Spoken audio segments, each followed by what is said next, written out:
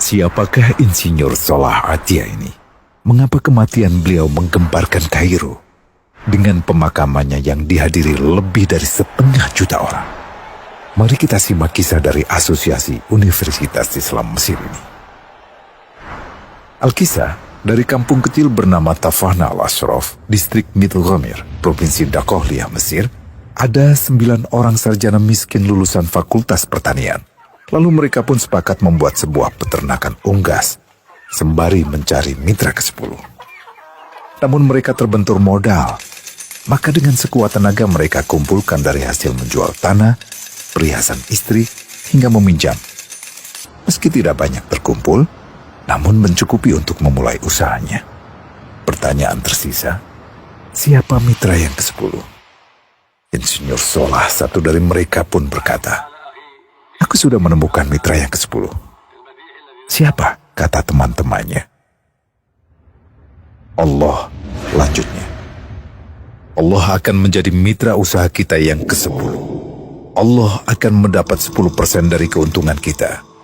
Dengan perjanjian, Allah yang akan memberikan perlindungan dan pemeliharaan, keamanan dari segala wabah penyakit." Akhirnya mereka pun sepakat. Kontrak kerjasama pun ditulis secara rinci dan dicatatkan ke notaris, lengkap dengan peran mitra ke-10 tersebut. Tak disangka, setelah 1 musim bisnis mereka langsung meroket, jauh dari yang dibayangkan sebelumnya.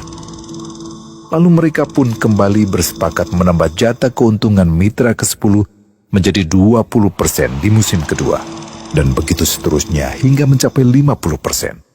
Lalu bagaimana keuntungan mitra ke-10 itu dialokasikan?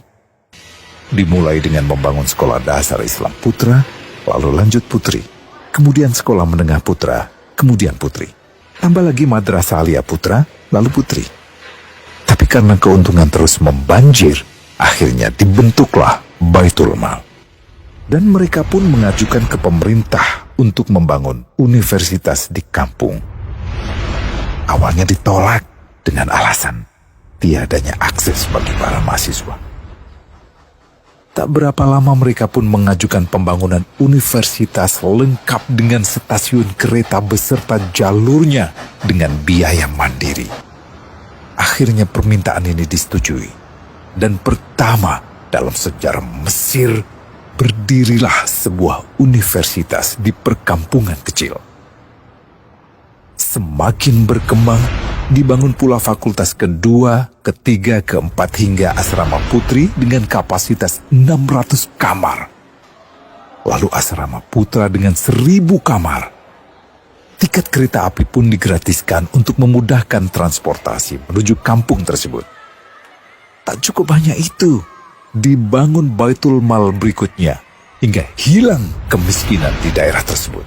Dan program ini diduplikasi ke kampung-kampung lain hingga bisa dikatakan tak ada kampung yang disinggahi Insinyur Salah kecuali akan dibangun Baitul Mal untuk warga. Bantuan pun diberikan untuk fakir miskin dan para janda.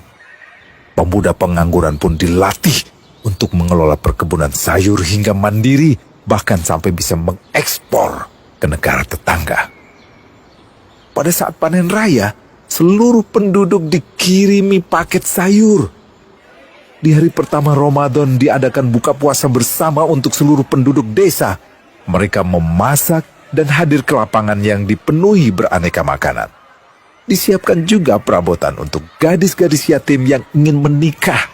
Dan ini semua merupakan sedikit dari banyaknya kebaikan yang dilakukan oleh Insinyur Salah. Hingga pada akhirnya disepakatilah keuntungan perusahaan 100% untuk Allah. Insinyur Salah yang awalnya adalah salah satu mitra usaha berubah menjadi karyawan Allah.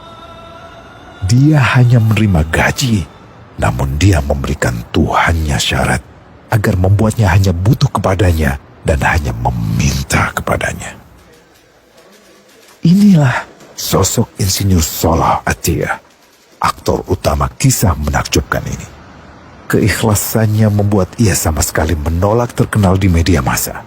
Dan kini, Meski orang yang melibatkan Allah ke dalam bisnisnya ini telah wafat, terbayang seluruh amal jariahnya yang selalu mengalir untuknya.